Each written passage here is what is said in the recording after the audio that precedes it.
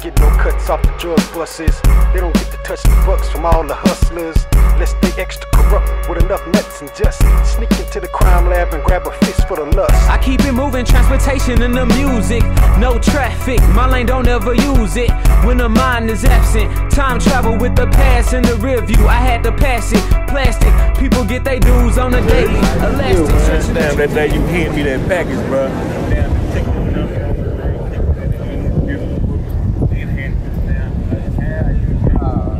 he come and jump on me, bro. Yeah, definitely. So look, man, we gotta come together. Just get that boy spirit, bro. You know I take the fight, man.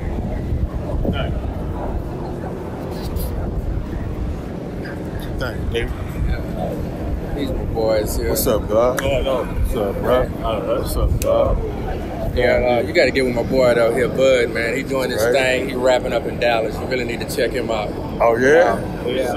Oh, yeah. What you rapping about, man? What's that? I rap about nothing real stuff. Come on, that's what I'm talking about, man. What you got? Let me what you got there, Flip? 9-1, I was one of them labeled as God's sons, born in the ghetto hospital, hatred and problems. 9-2 to 9-4, my big cousin was dying slow. Watch his eyes rolling his head, I knew it was his time to go. 9-5, I was only 4, I heard the drive by. Come to find out it's my people who ain't alive now. What's up, God? Yeah. Okay, yeah, that boy hot. Hold on, yeah, hold on, all right, done deal. We definitely gonna put something together, man. That's what's up, bro. What you got? We can do that. Do that? We can do that. Remember last time we were down here, bro? Yeah. You know what I mean? Now we unite, man. Ain't got a switch. Yeah, man. The rich nigga. Remember the name. Say nigga rich, ain't got a bitch. Yeah, yes. The rich nigga, remember the name. Fast cars, golden money, top shelf, yeah, wouldn't take. So ColBlac, tell us about you and the music. The music? Let's see, the music started back, really for me, the music started back at Kelso Elementary, back in the early 80s, you know, rapper getting on the scene. All the cats in the neighborhood come down Malmedy and them, Thunderbird, old school Thunderbird. I guess about 75, 77, man. Remember Derek Peacock, Greg Peacock brother, had put the house speakers, man, in the trunk and would come down, man. Cats was jamming, you know. And I finally figured out what that was, you know, in the South, you know, we driving everywhere we had to go. So, you know, we had that bass, that music with us all the time. And, you know, cats up on the East Coast, they're on subways, so they had the boom boxes to their ear. So, you know, when you saw that, you know, when they had the radios everywhere they went, you know, that was because they was on the subway. But it was the music, though, the hip-hop. You know what I'm saying? We had to have the music with us because now I'm realizing that hip-hop, the music, it's a religion. It's a religion. So then we had the carnivals, man, at Kelso, and then breakdance was coming out, you know. And you had Pac-Man, Papa, Murder Radcliffe and his brothers and them, Carnival, you know, everybody breakdancing, man. Floyd doing this thing. I'm watching. I get out there and try to do my moves, you know what I mean? And breakdancing, but I was around the music. It was that vibe. You could tell it was getting ready to grow. Something was happening, right? But, you know, I liked the music. I was around it, but I still, at that time, I was kind of a loner, you know. But, you know, I still did what I did. So later on, you know, I would go to the parties in Kempwood Village, upstairs in the clubhouse. And D-Flam, Tim Cole, Luscious Ice. We go up there, Rapper D, Romeo, Poet, everybody, Masters of the Mix. You know what I mean? Those parties in Kempwood Village and Spring Branch, I mean, it was going down, man. You know what I mean? But me, I'm at the parties. I'm still around the music. Matter of fact, my partner, Luscious Ice, he was DJing on KTSU Kids Jam. But I'm at the parties, You know, I'm trying to make some money. You know what I mean? I'm trying to sell these joints. You know, trying to sell these bags. You know, weed at the time. You know, because I'm trying to get paid. But at the same time, I'm still around the music, right? And so I would go up to KTSU with Ice, and I see Walter D up there, and Lester Surface, Jazzy Red, Marcus Mudd, Parrish Murphy, Michelle Milton. You know what I mean? They be in there doing their thing, and we leave 90.9, we leave the radio station, and then Ice might have had a gig in Louisiana. We going to Strawberries, or we hitting the Crawfish Festival, or we traveling to Beaumont. We doing he doing parties. I'm right there. I'm grinding, but I'm right by the music, you know. And so high school, I'm in high school. Had opportunity to do a talent show. That was me, Clifton Belford, Charles Clark Boo, R.I.P. man. He got shot, Eggers home, and on Casacona. And you know, we did the talent show, but I'm on stage. I'm just up there though. I didn't bust no verse in that. Cliff and Boo, they did a verse, and you know, I'm just supporting. You know, I'm behind the scenes, but I'm on the scene. You know, and so after that, high school over. You know, I'm steady grinding, and something just hit me. You know, it was like, damn, do an album. And so at that time, I think Shatoro was at Jive. He left Jive, came to Houston, and they opened up a studio. And my partner Barefield, R.I.P. Barefield, man, you hear a lot of R.I.P.s because, you know, that's just part of life. Folks, you know, you one day you here, the next day you gone. But his wife was a lawyer. And so she turned me on to Bernie Shatoro, because I said I wanted to do an album. But it was funny, you know, I paid for my own studio time. You know, they was telling me, you know, when I sat down at the meeting, they was like, you want to do an album, but it costs. You know, your studio time. You know, you got tracks. You got rhymes. Where your rhyme book and all that. I'm like, I didn't have none of that. You know, I didn't know how to orchestrate or construct a song. I just wanted to do a song. I just want to put me an album out. You know, the music was hot. I liked the music, and I felt like I had something to say, and you know, so I wanted to put it out there. So. They was running down the prices, and you know, Southport Mexican at the time was going through the studio. Flavor Flav was coming through Bernie Shatoro studio, and I was like, yeah, I'm gonna put my album out. So we at the time I came up to money, and so Bernie, she was doing the tracks. Bernie was cold. Bernie probably she was a cold track maker too. Bernie was cold. She was like, okay. What style do you want? You got any samples of music or whatever you want to do? And I was like, nah. So I had a beat in my head, you know what I mean? And let's go, boom, boom. But boy, she playing it, you know, from what I was saying from her mouth. And Shatoro went and got Melanie. I forgot the name of the group, but I know one of the members. They was a big group at the time, and one of the members in the group, some dude was stalking the man and killed one of the members, and it kind of shut that group down. But Melanie at the time, she was cold. She sung the hook on Ride, and I went in there. First, I'm in the booth, getting ready to drop that song. Bam, people go out. You know what I mean? It's an 010. That means I got a lick. I had to leave the studio to go and handle my business out in the streets. You know, and you know, they looking at me like, you know, what the hell is this dude doing? Took that. I came back later on that night and dropped my vocals. Cause at the time I didn't know. I thought everybody had to be there at the same time. I didn't know structure of songs and music. You know, and then he was like, nah, she already did the hook. You go in there and do something. I'm like, well, then she ain't here. He was like, nah, she don't have to be here. So I said, okay, cool. So we did the Ride, and we did the Ride.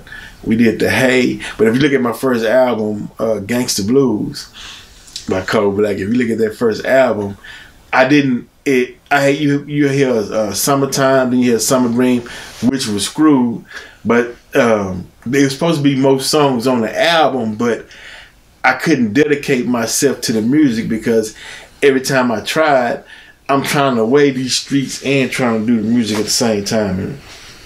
So it wound up being like 8 songs. So they was like, okay, what we'll do is an EP. I thought I was calling it an album. They was like, nah, this is an EP. You got 8 songs. Okay, cool.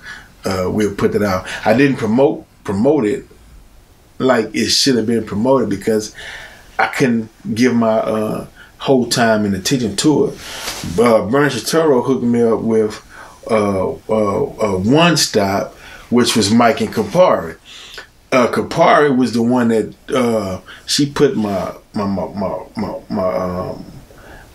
pictures together. Yo, this the photo that One Stop Kapari Mike put together for me when I first got started.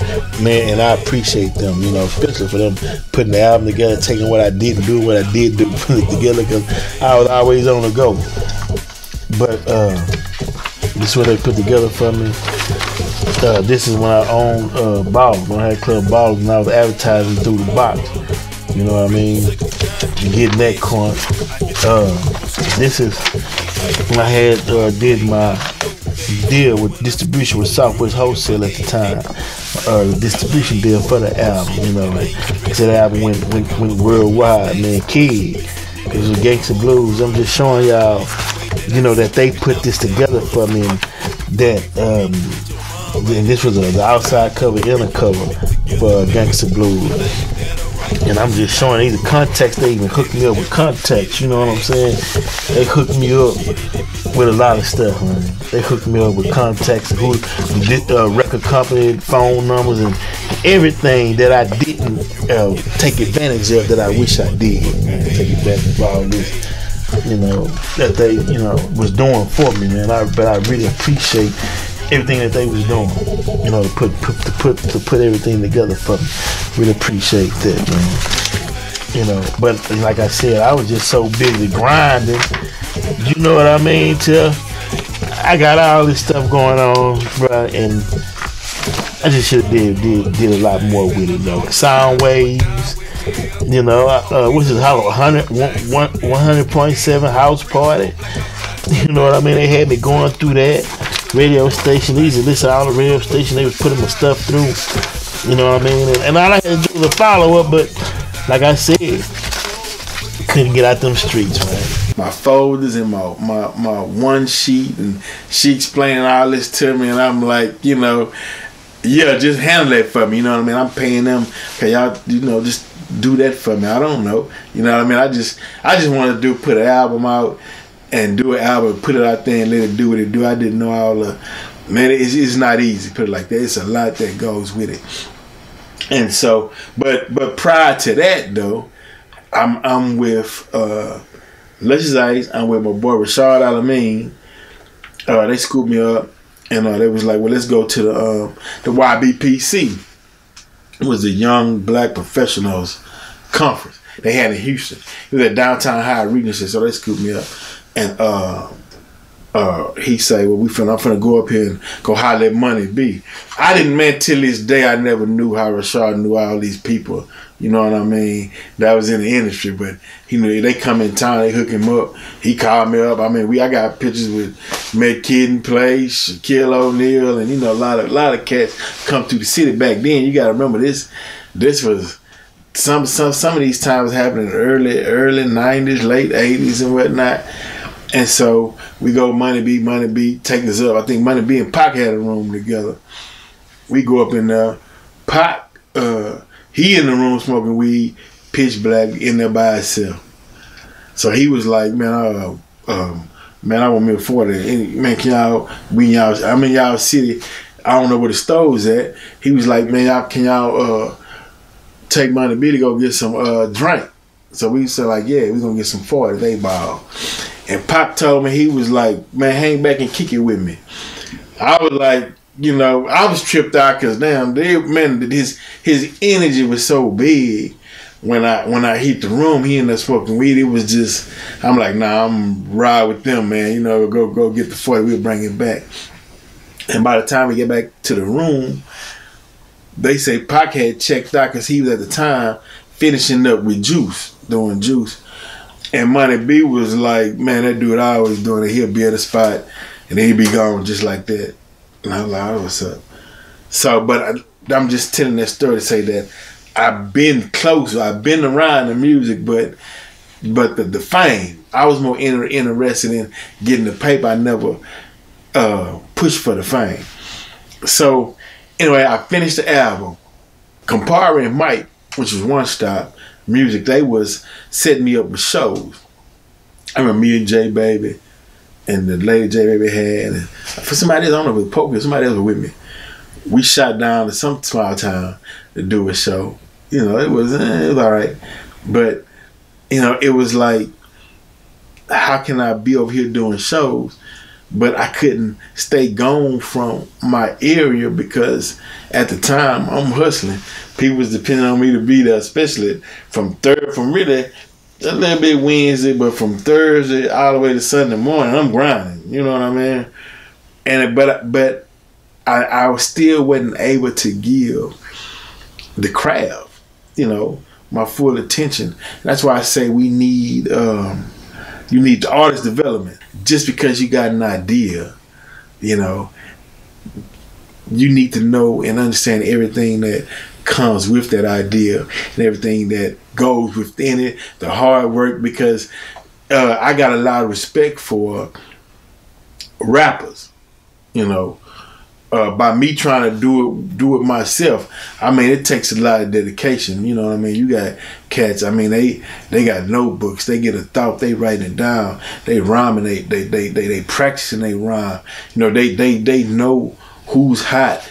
They know all the rappers, and you know what I mean. They at the spots. They at the places. I couldn't really be at the spots at the places. Clubs jumping.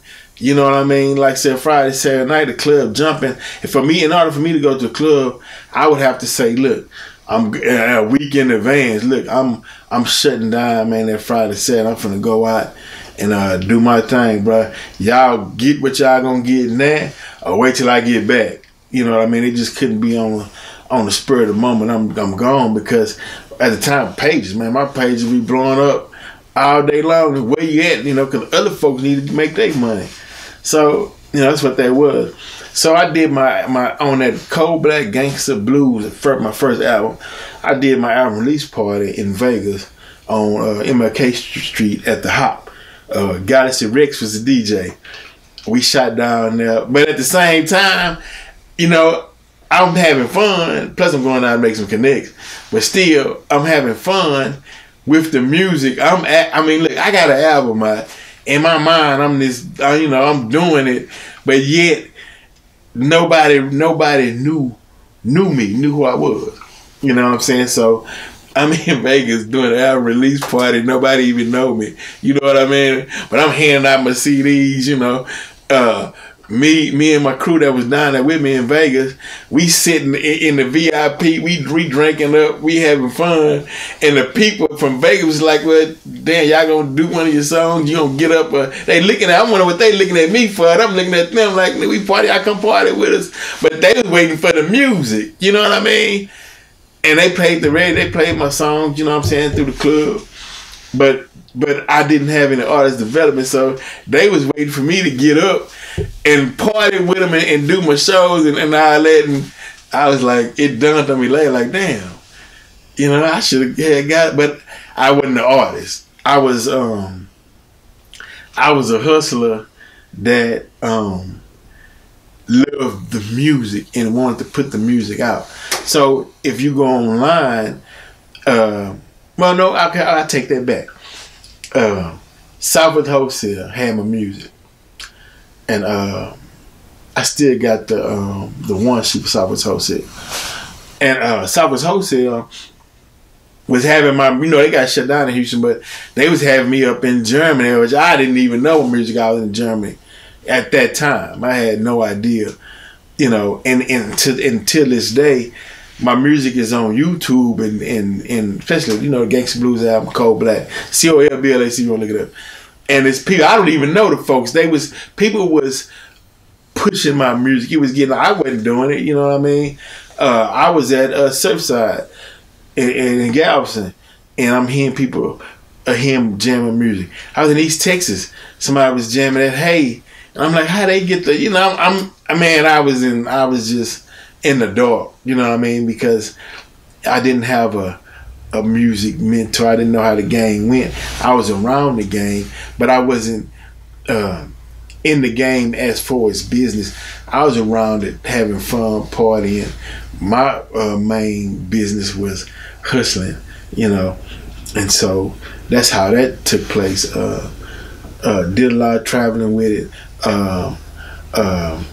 Shout out to DJ Chill.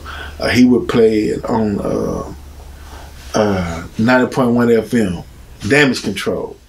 You know what I'm saying? I did that. So anyway, by the time I started saying, okay, I need to start doing shows, man. I need to start getting on doing these shows. So I'm grinding. I'm doing some open mics. You know what I mean? I'm trying to pull myself away and really try to pay close attention to my music, right? So while I'm grinding, doing my music, my out of town was steady coming in and out the city of Houston. We doing business together and got real cool with my partners in Jacksonville, Florida. Matter of fact, Weasel D, he's on that song "Hey" with me on my first album. He out of Jacksonville. Right? He said Weasel D from Jacksonville, and Tragedy hit in Houston. One of their partners, Buck Wild, and a young kid I didn't know, came down to Houston to do some work, get some work, and wound up getting robbed and killed. And that kind of shut me down, you know, because Buck was cool people. I hate that it happened in my city. You know what I mean? Because I'm promoting We Our Brothers. You know what I'm saying? Look, nobody gonna give us no bank loan, but we need to do business. We all hustling. Let's do these trades and let's enjoy life, right? But you can't control the mindset of others, and you can't control what some would do for that money. But I say it's the game, though. Really, personally, you know how you have drug rehabs for drug addicts. You need a drug rehabilitation center for drug dealers because the game itself is addictive. You know, the lifestyle is addictive. In my book, I talk about how cocaine, just holding it. Cocaine has a mind of its own. You know, it's like a living organism. You know, it like if you hear some Richard Pryor stories and he said that cocaine tell you what to do. You know what I mean? When you just I'm not talking about using cocaine. I'm saying, man, this is back before we realized, damn, when you touching it, you need to put gloves on. We was touching it with your hands and they getting your pores and have effect on you. It could be sitting, if you sitting in the room with 10, 20 keys, you gonna feel effects of it just by sitting in the room. You know what I mean? And so, you know, it made the atmosphere crazy. Let's put it like that. It made the atmosphere crazy, but it also put you on a fast level to where you're 100 miles an hour. And so, when you could only be around that atmosphere or people that's moving that fast, because if you go somewhere and it's moving too slow, you can't sit still. You ready for the action. That's why I was always on the road. I'm gone. I'm moving. I'm Houston, Dallas. You know what I'm saying? Vegas, Atlanta, Florida. You know, we went to was it the Blue Flame in Atlanta back in the day, Club 112. You know, we dined out, you know, party. This is back in the day, you know, trying to get things popping. When I would go on the road with me, I would take my music with me and hand it out, because that's how I knew how to promote at the time. You know what I mean? I'm hustling. I was giving away albums, you know what I mean? And the funny part about it was, I would come up and folks would ask, some would hand me money to buy my music, but my mindset was, man, just play the thing, you know what I'm saying? I'm making music. You know, I'm hustling, I'm having money, I'm giving albums away. I'm in California, man, at the Roscoe's Chicken and Waffles, where they put my little picture up, the one on Pico Street.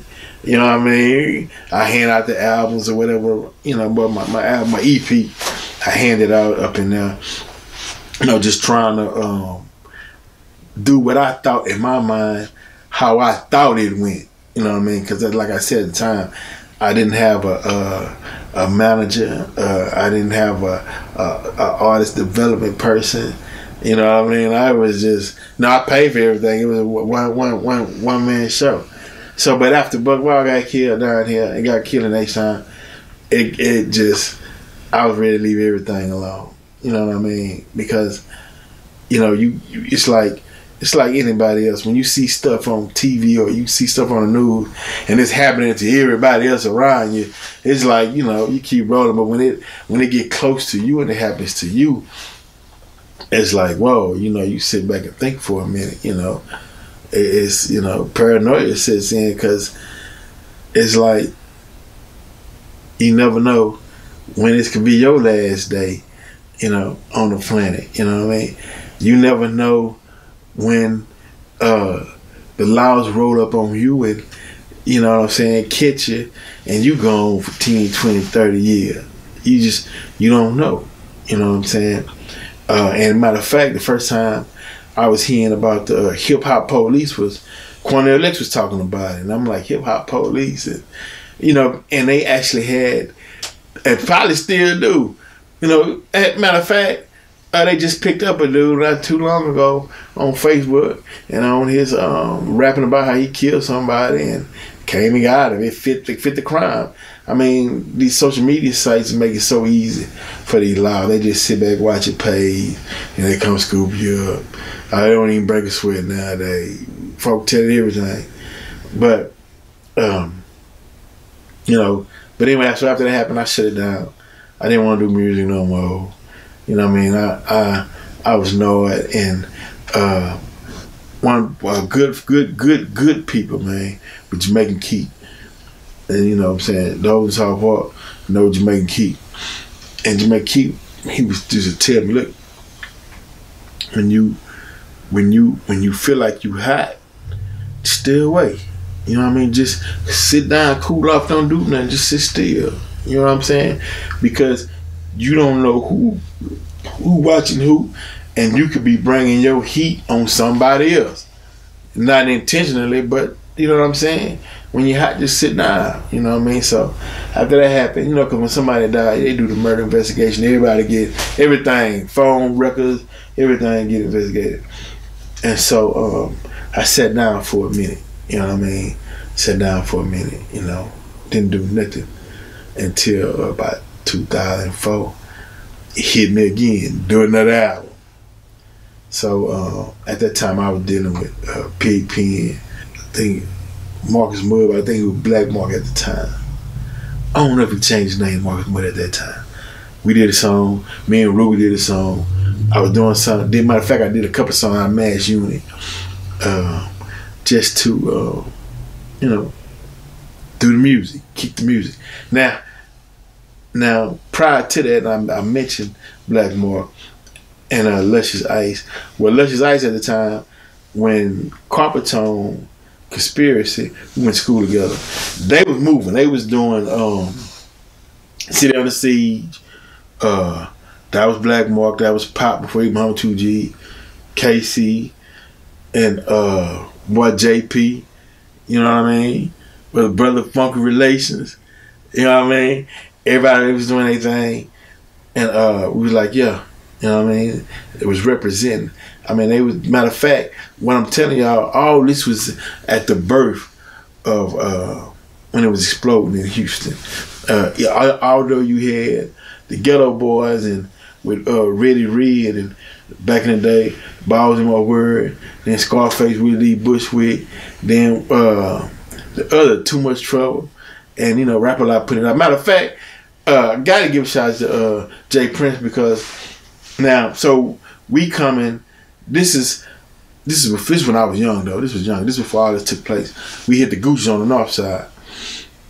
And me, Lexus Ice, Rashard, we getting ready to go in the Gucci's. Jay Prince coming out the Gucci. He recognized Ice, because Ice DJing at KTSU. He told the dude in the front, let him in. You know what I mean? And dude let us in.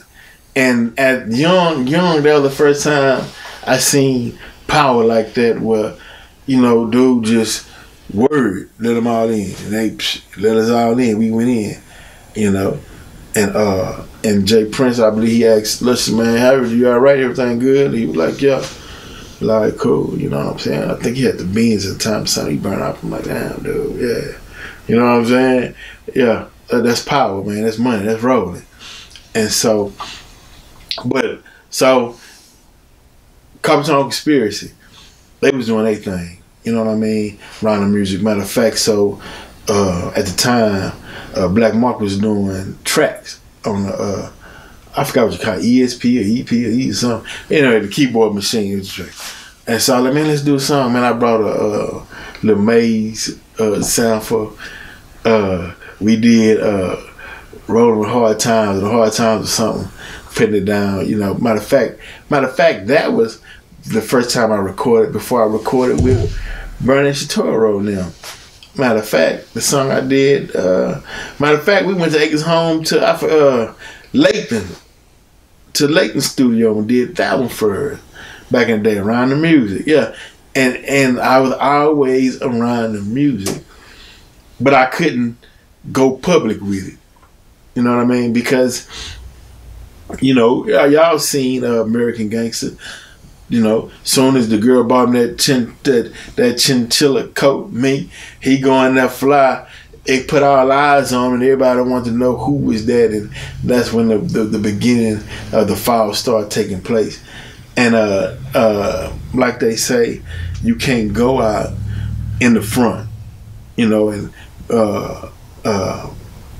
if you know you doing dirt, and put yourself out in the front and get those eyes on you, get that attention on you.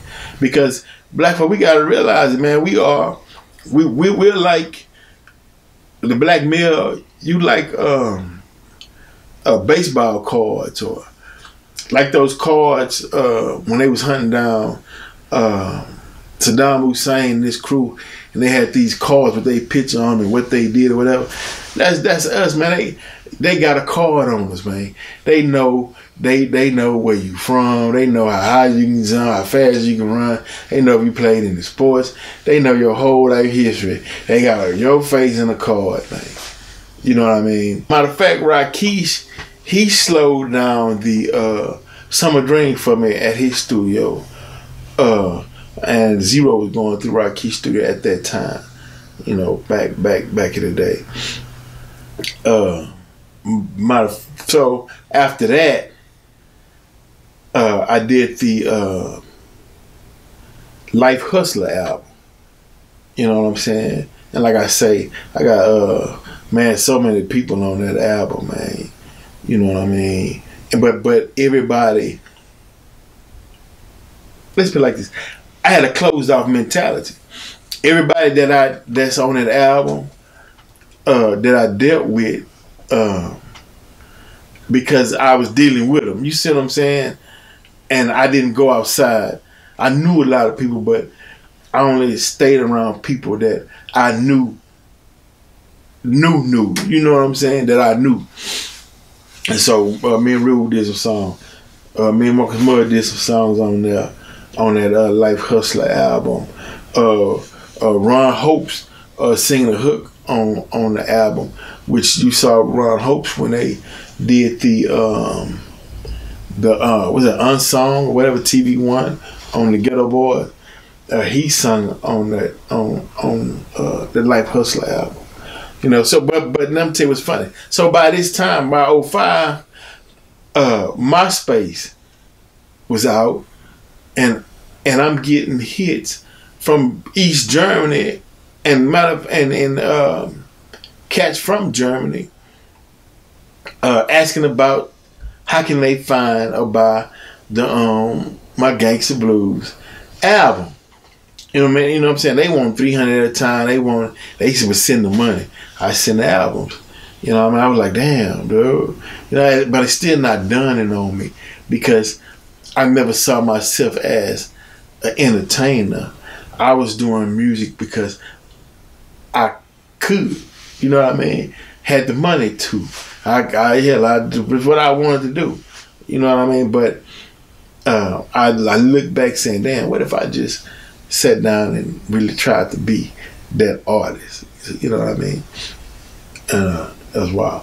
But yeah, so just going in Germany, going to East Germany. Matter of fact, I had some cats, 2 cats, come to Houston from East Germany.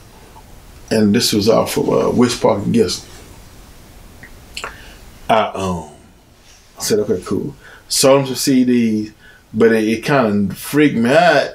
Because after they got the CDs, they said, okay, we want to buy some weed too. How much you got? And I'm like, damn, you know, they kind of came on me. I didn't know if they was the feds or what, you know. I'm Noah, you know what I'm saying? So I was like, damn, I ain't gonna miss no money. So I was like, well, look, man, y'all pull around back to the washroom where the washroom drive was at. Y'all pull around back in the washroom, and I'll kind of meet y'all over there. Cause I didn't want to know where I was going while I stayed. And I met them around there. And that was the last I seen and last I heard from. But I would know for about a week, you know what I mean, after that. And so, after I finished the Life Hustlers album, I'm riding down. I turned on 90.1 FM versus KPFT, and they was talking about if you would like to become a program director, so and run for the board of radio station, so and so, contact KPFT. So I did, and I wound up getting the show on KPFT called Street Talk. Me and G Walker, and on that show, Street Talk G Walker, man, we brought in so many people. That's K Reno was coming through. Ali, the comedian, was coming through. Actors. But one of the prize interviews though was me interviewing Mr. Percy on that owned French's, and he was telling his story how he originally was started out to be a carpenter, but he got into cooking and the chicken. And he found his right spices, and French's took off from there. And he was telling that whole story, right? And much shout out to G Walker. Matter of fact, G Walker was tied with ACC, and some from Carpenter Conspiracy, was KCLG and Marcus Moore. We did the Fall Festival. We did that show. Matter of fact, I think we did Traveler. That was Marcus Moore's song. We performed that at the HCC Fall Festival.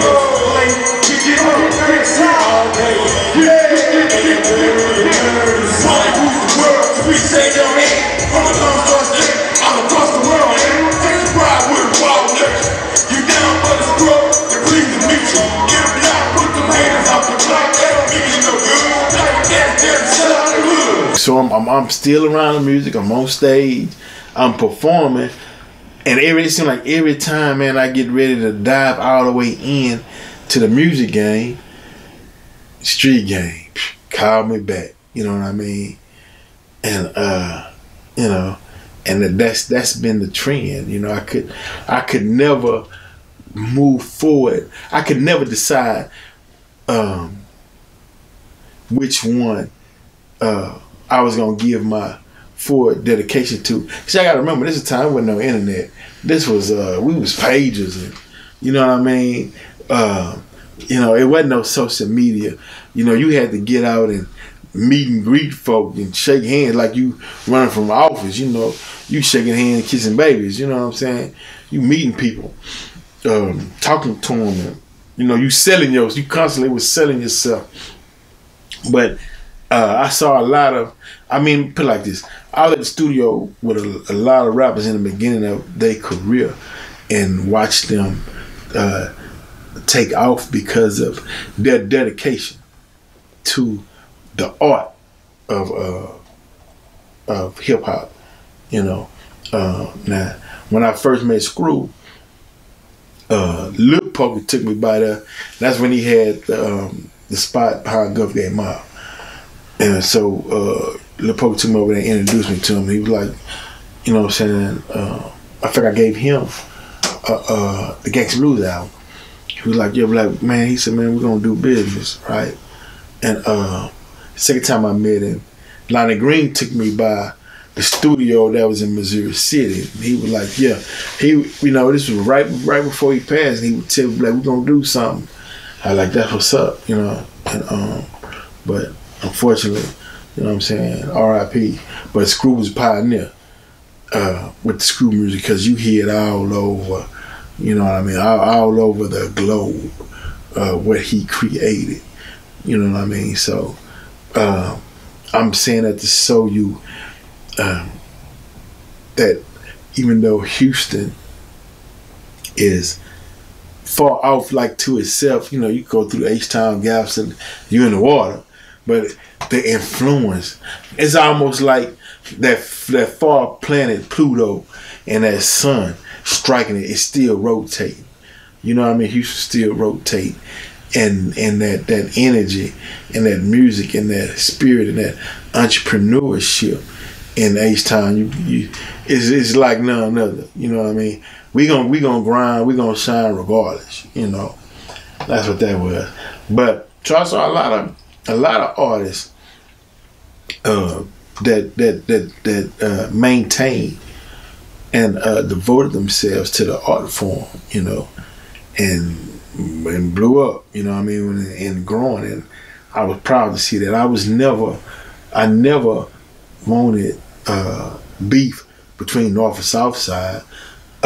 Reason being for me was, you know, I grew up in South Park, but I'm hustling, so if I was out and I got all these people who were looking for work, I didn't care if you were from Spring Branch, Carverdale, Acres Home, 3rd Ward, 5th Ward, whatever. You had some work, I'm finna come by work and I'm hustling, keep grinding. So I got cool with a lot of people.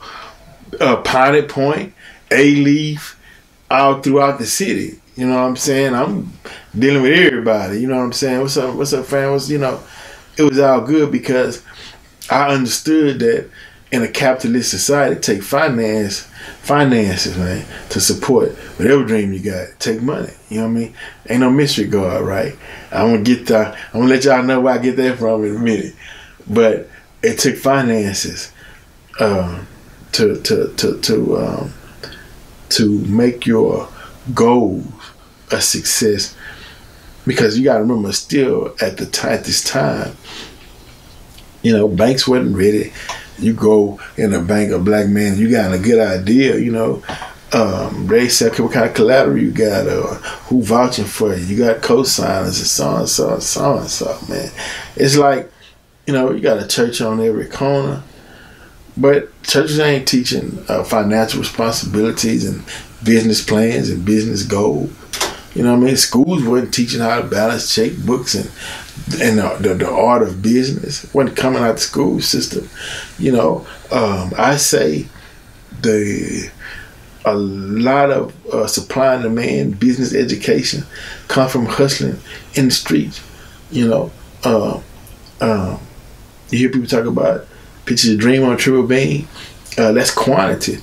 That's measuring. That's a scale. You knowing product, you got inventory, you got clients, you got customers, you know what I mean? You got resources, you got connections. and you learn. It's sad to say, but you learn a business model from out these streets, or where else you're gonna get that knowledge from? For some of us, you know. Okay, so my partner Derek. Well, no, I take that back. I got a hold to an autobiography from Malcolm X, right? In high school, when I first woke up, well, when I was checking it out, I was like, okay, cool. But then you got to remember, though, you know, I'm in the South. And a message like the Honorable Elijah Muhammad in the South, where it's heavy Christian, white Jesus mindset, you know, because that the teachings of fear that the colonizers taught to black people were so strong that fear teaching lasted for generations. That Willie Lynch doctrine lasts for generations, right? But the autobiography from Malcolm X was one of the first wake-uppers. You know, it kind of it threw a hard blow. It threw a hard right cross. I'm like, you know, I'm so brand new. I was damn near scared to even look in the Quran. You know what I mean? And looking in and reading, it was like the truth was just so strong till it was like, this too much true. Wait a minute, you know, because now I go home, tell my parents about the Quran. They was like, not against it, but they were more, it was foreign to them too. Like, it's too much, you know, at the time. And so, oh man, it's just crazy. True story though. So we tell a true story. I'm gonna tell a true story. I was wild. So he invited us out to the mosque. And I don't know if, matter of fact, well, I'm gonna tell my story. That's all right. So he invited us out to the mosque. Go to the mosque. And one of my partners joined before me. And one of the brothers was like, damn, Black, what you waiting on? Why you ain't joined? I was like, man, I'm not gonna even lie to you. I still got some work, and when I finish this work, I'm gonna come in because it was the truth. But the thing about it is, I want people to understand is repetition. You know, I had been sitting joints since high school, and that was my form of income, meaning I was mastering the game. And you know, because one of my goals was that I wanted to be a kingpin. That was one of my goals in life. You know what I mean? I wanted to sew up the city. You know what I mean? Young and naive, you know. I wanted to sew up the city. And, man, R.I.P., partner Demond Williams, Carverdale, Thomas Rowe. Man, good people. You know what I'm saying? We, you know, the game, man, I mean, it was money. It's, put it like this, it's flip sides to it. It's flip sides to it. You make your money, life is good, but really nobody tell you about that other side, because life is about ups and downs. It's you ride high on the goods, but can you maintain and handle the bad? Because the bad gonna come around. You know what I mean? It's gonna come around, and can you maintain through the bad? That's when you find out what you made of. Cause bad coming, you know what I mean? And you gotta weather that storm, and it's gonna get good again. You gonna have some sunny days, you gonna have some cloudy days. You know, that's part of the game. And so that's what I knew. You know what I mean? That was my direction. You know, I every man feel like this. Everywhere I went, you know. But then when I started traveling different cities, I started seeing, damn, everybody doing the same thing. You know, that's why Pac was so, because you got to remember, I met Pac before Pac blew up the Pac, you know what I mean? Big Pac, he can start off. But he had a theme song to young black males, or to the up and coming new generation of black people who was mindset was separated from their parents' mindset, especially after the game hit. It was different. And he was the theme song to that. When he straight ball, and you can name the song, he telling it, and we walking right through it. We doing it, man. You know what I mean? And the game, when he was saying, man, if you got a pistol, better pull it. You know what I mean? Because sad enough, they gonna pull first on you, or it's who quick on the draw. Hate that it got to that point. But it's the atmosphere of the game. I'm thinking, and I could be wrong, but I'm thinking that the cocaine, when I said it's a living organism, and it created an atmosphere, and within that atmosphere, it also created a mindset on how it wanted you to handle the game, and it starts setting the rules. You know what I mean? That's why the same thing was happening in the East City.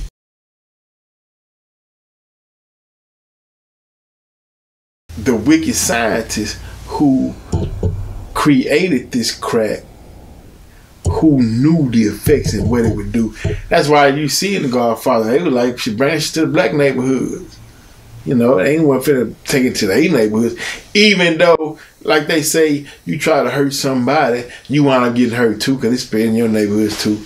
And damn, when you see them white folk on crack, god damn, that's a living dead. But so, yeah, that's what that was. And it always foreshadowed me to where I couldn't express myself fully. You know, I got one foot in the music, one foot in the streets. You know what I'm saying? But you can't. It don't work like that. You know what I mean? So I'm steady grinding. Matter of fact, I met Tight Eye, the Pimp Tight, from Sean from Rickshaw. Met a lot of people through Light Green too. Derek Bell, and matter of fact, I was in Link magazine. He was the first one that did my. He the first one that did my layout for me in Platinum magazine, which I believe Carolyn Sanders had Platinum magazine, which was Deion Sanders' wife. I did the Platinum magazine shoot. You know, we sitting out there. I'm in the Jag. You know, you don't get. Man, mind you, I'm paying for all this. I ain't have no. I wasn't. Matter of fact, ColBlac record was my record label, right? And I did a Platinum magazine. You know, Lonnie Green was taking around meeting a lot of people too. You know what I mean? Because he was like, matter of fact, he took me to meet. He took me to Beyonce in the studio, Music World, and he was like, "Yeah, man, doing something for Sprite commercial, whatever. Come drop your lyrics, whatever." He set it up for me. I go in there, get in the booth, Solange and they crew, all of them sitting in front of me, right? And man, I was like, you know what I mean? And this is my fault. I got nervous in a sense. I dropped the hook on the song, and the dude was like, "Yeah, man, we got hooks. We know you can do the hooks, but we want you to drop your verse on it." And honestly, I can remember how my verse. Right? I was like, "Ah, damn."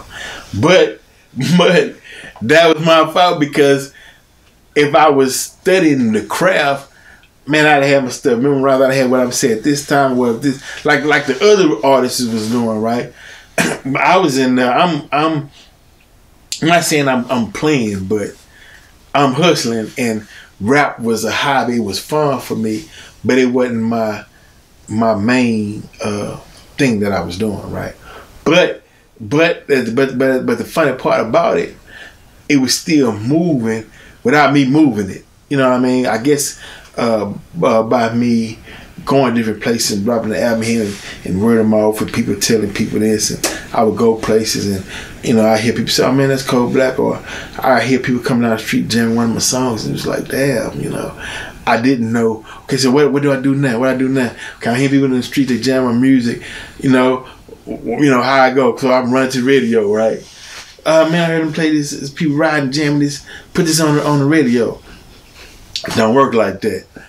You know, then it got to the point where it's like, I stopped going to the radio because it made it seem like I was begging them to put my song on the radio. I'm like, man, I ain't finna beg you niggas to play none of my stuff, you know? I ain't finna beg nobody to do nothing for me. I'm out here grinding. You know what I'm saying? If you gonna play it, you gonna play it. If you ain't, you ain't. You know what I mean? I'm still gonna grind anyway. You know what I'm saying?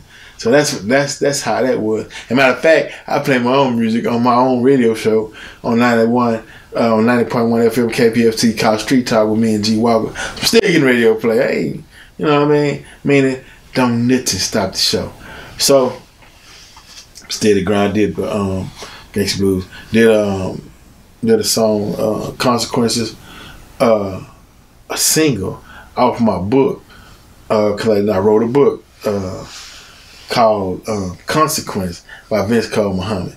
Let me get back to that though. So anyway, so I finished selling my what I had, came in, joined the Nation of Islam.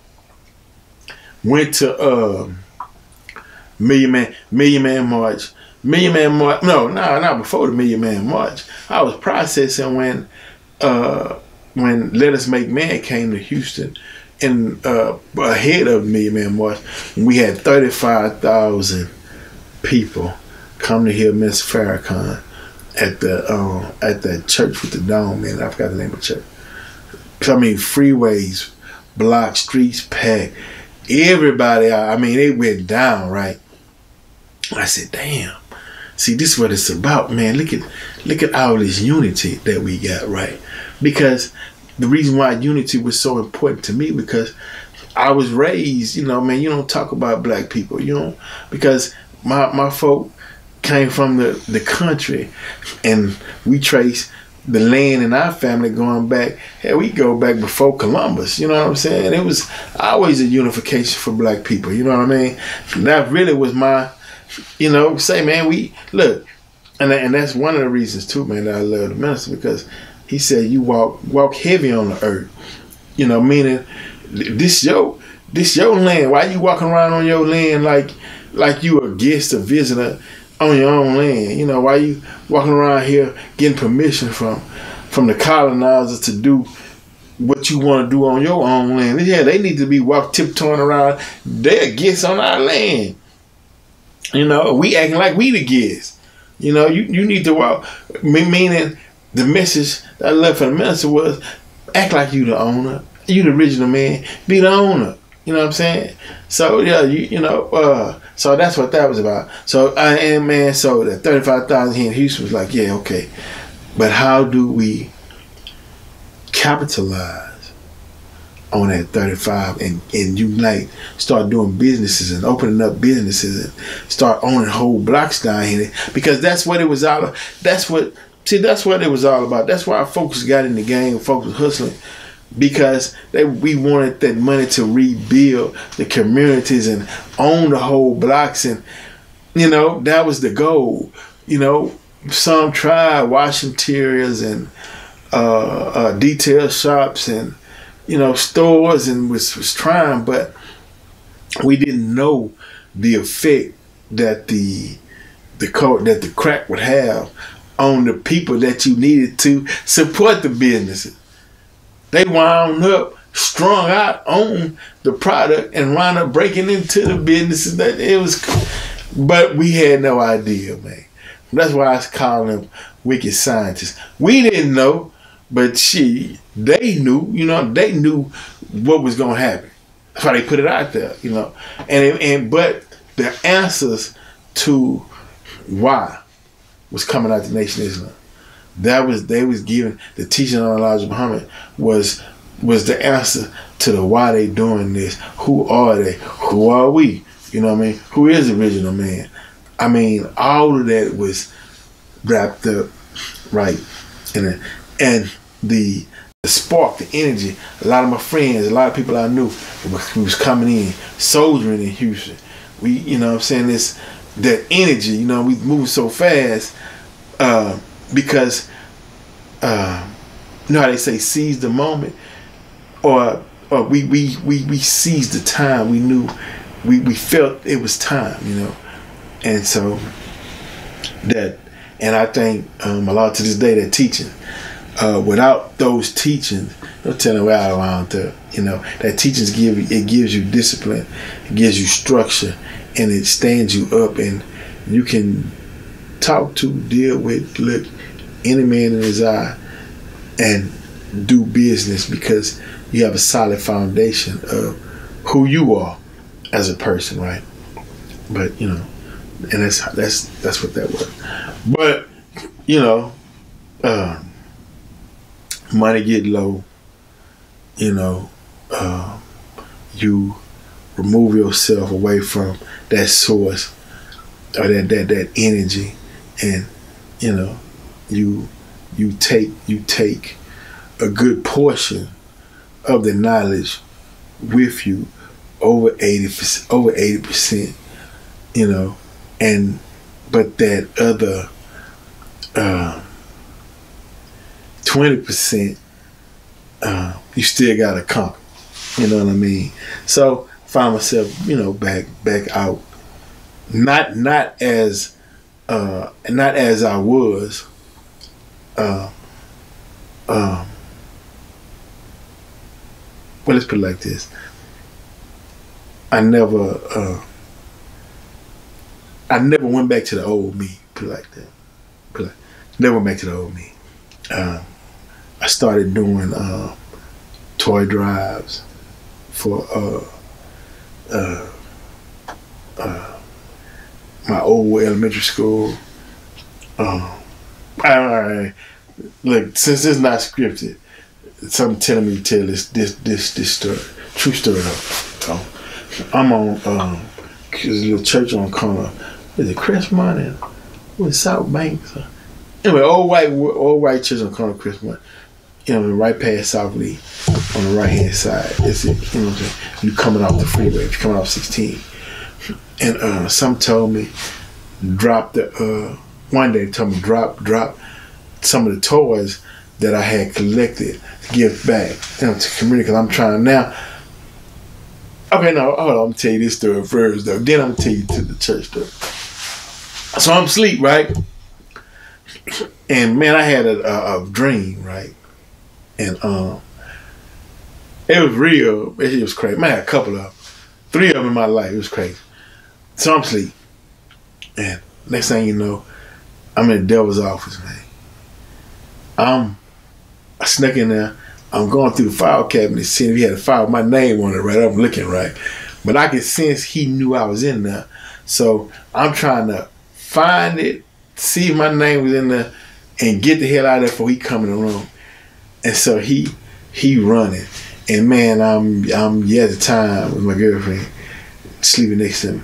And I'm paralyzed, and I'm trying to yell in my sleep for her to wake me up before he come in there. And I'm making this noise. In my mind, I'm yelling loud and loud, man, get me up out here, come, devil come again. But she shook me, what are you talking to sleep? What you mama? You making these noises? I was like, devil's coming in the room. You know what I mean? And so after that incident, you know, because you look back and you see some destruction that was caused. Not purposely, but you wanna make amends. You wanna atone. Like A-Tone Production. See how the universe works? You want to atone, right? And then the thing with Million Man March, you want to atone. So, some of the toys I collected, I'm riding by, and man, some say drop the toys off at the church. I go to the church. Some say drop some money. And so I open the door. I'm sorry, how the universe works. I open the door, right? And there was 2 ladies and this girl in the church, inside the church.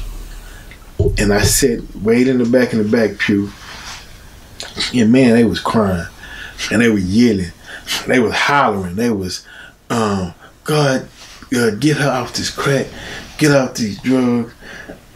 I mean, I'm talking about a curtain scream, man. It was so loud. So I took the money, I put it in the envelope, left it over. I said, maybe this could help. Because she had, and the girl had a baby too, and she was on crack. And they trying to pray and yell it out of her. But it was almost like a ritual though. I mean, they was screaming and crying from the bottom of their lungs, man, on this girl. And she was crying, the baby was crying, and my nerves was shot, and I put the money in the envelope. And I left, you know, I'm going around trying to, in my way of saying, man, universe, I'm sorry, I didn't know, you know what I'm saying? I mean, damn, you know, and man, and the funny part about it is, you know, with no business knowledge, but with business knowledge, because you learn business from the streets.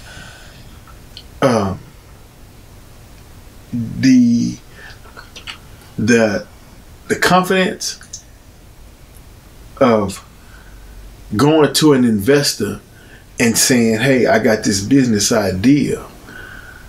Why don't you invest in me?" Right? And it's like they look you up and down, you know. And they give you this smile. Oh, well, you know, so and so. And right now, you know, we're not doing anything right now. It's they subtle way of saying, man, nigga, get out of my office. You know what I'm saying? But they do it with a smile and a handshake, because, like they said in Gang of Zumba's movie, she said, look, the lady told the dude, she said, look, man, I'm afraid that when the white man smiles at you and pats you on your back, it'll weaken your blow. I said, oh man, you know what I mean? They and the colonizer skillful at that. He know how to give you that smile and that little pat while he dissing you, to take away in case you know he messing over you and treating you unfair. But if you put your hand around his neck, it'll be so weak, he probably still smiling while you choking it. You know what I mean? They got that art form down, you know. And so dropped the money out in the church, and I'm going through the city trying to do right, man. And got into filmmaking. Well, no, I take that back. Shot video for Dirty South. That's what led me into getting into the filmmaking. For Till shot that for me. We had a little spot on, which was my first club, but I was working with Leah Diz, and we was cranking that up. We were cranking the spot. Matter of fact, when I shot the video for Dirty South for that 2005 album, that was right after Katrina hit, and I got a lot of New Orleans people in that video. I'm like, come on, man, we show love. We all the unity still, the unity thing, Black folk unity. Come on, man, if we want to do the video, y'all jump in, man. Any rappers, whatever. Matter of fact, a lot of Katrina was coming up to the club performing. You know, they was, you know, put it like this. In a club in Houston, you know, where I was at, you know, for unification's sake, we opened the doors to come in to unify. Let's build, make your money, get your bread up. You know what I mean? And we appreciate each other. And as far as establishing respect, you know what I mean? But one thing that we should overcome, let's say, and again, is the importance of the NOI, is removing that Willie Lynch chip. Because what Willie Lynch said, he gonna divide the young from the old, the male from the female, the dark from the light, dark skin from light skin. He had code, a system, and this shit worked, you know. And that's the purpose of so when I hear brothers like Melchizedek, Supreme Shabazz Allah, when he says something like, wherever you at, and you know the teachings of the Honorable Elijah Muhammad, and you don't add from it, and you don't take away from it, and you teaching, that's the Nation of Islam. And that's why they say, what's the duty of a civilized person to teach the uncivilized? So you can, it removes the Willie Lynch chip, I guess I say, but it also replaces that chip with knowledge of self, or do for self, and then we can do business with each other without having to look over each other's shoulder, because we both standing on solid foundation of knowledge. That's one of another strong point. So I shot the. Matter of fact, I shot. Matter of fact, I think I shot the whole. No, I shot part of the video at the club. But my first club was Club Ballers that I had off, I think, Ballet and Boom. Because I was living in that area at the time. I bought it from some El Salvadorian. And the dude that shot it to me, he said, look, right, so right, we celebrated. I'm sitting down drinking with my partner, boy. We sitting at the table. And he kept, old man, old short dude. He came, pulled me to the side. He said, what you doing? I'm saying, no, celebrating. We just got a club. He said, man, you don't never sit down and have drinks with people that work with you or that work for you. He said, always separate yourself. And that's that separation again. It was everywhere I went, it was like, you know, people telling me, even, you know, from Jamaican Key to the old, they was saying, man, you can't, if you hustling, you can't do certain things. Meaning, basically what they were saying, stay in the shadows. Everybody would put me, stay in the shadows. Don't go public. Stay in the shadows. Stay in, that was, and man, I liked it, man. I wanted to rap so bad. And I'm trying to rap and stay in the shadows at the same time. It don't work, man. So anyway, getting to the I'm trying to do the movie. So I'm getting ready to do my first documentary. And my first trailer, Muhammad 2G was putting together on our movies in the trailer. And I was working with Dave Alex with the movie. And Muhammad 2G said, oh man, you ought to get with Brother Marcus. In society where life is a stage and everyone plays their part, what makes the world tick? Analog girl and digital world, okay, plan? It's definitely going down. Because this case is my ticket to lead detective. You need more than cocaine and weed. What you need? Everyday people, frequency, and some alchemy. Power Wild World Radio, everyday people, man. What's going on, man? Cocaine and weed. What you need? Everyday people, frequency, and some alchemy. Entertain these subjects through the eyes of everyday people and journey on a quest to locate ancient relics that hold the energy of the universe.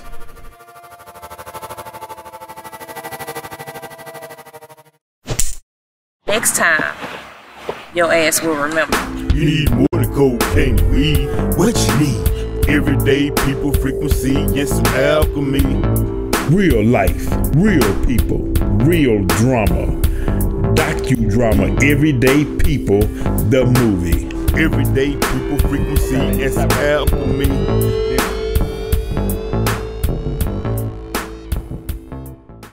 Marcus Murray, man, he doing a movie, man. He got actors, he got the whole setup right, edited, and the whole nine. You know what I mean? I said, well, damn. So he shot me his number. I called him up.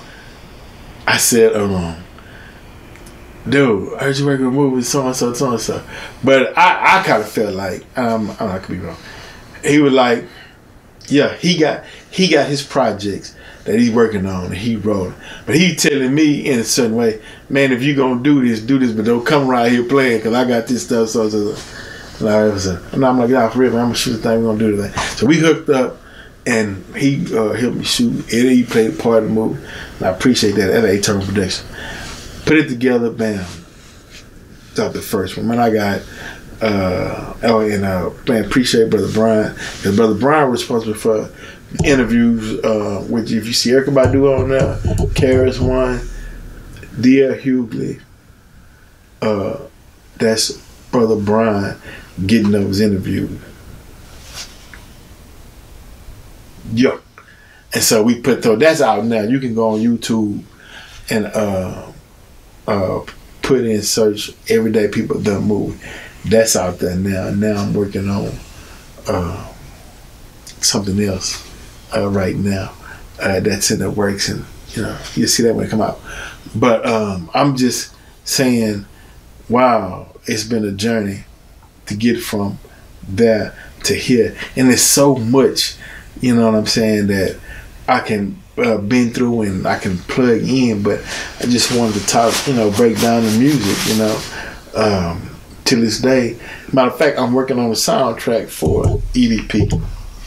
That might be my last album, you know what I mean? But Google ColBlac, ColBlac. Look, I gotta get some IP lawyers. When I got stuff all over the place, because like I said at the time, I'm just putting music out there, you know, for the people. And I'm looking, man, I go on YouTube and I'm seeing my music on, and it's not even on my YouTube page, you know what I'm saying? But I'm not tripping because the purpose was for people to enjoy it, you know. They take it and make it their own, you know what I mean? And I appreciate that, man. And shout out to Low Key, the Coon Docs, Rose AG Strings, what's up, Graphic. Big shout out to Luscious Ice, very influential in my journey within the music, you know. And Rob Williams, great basketball player, R.I.P.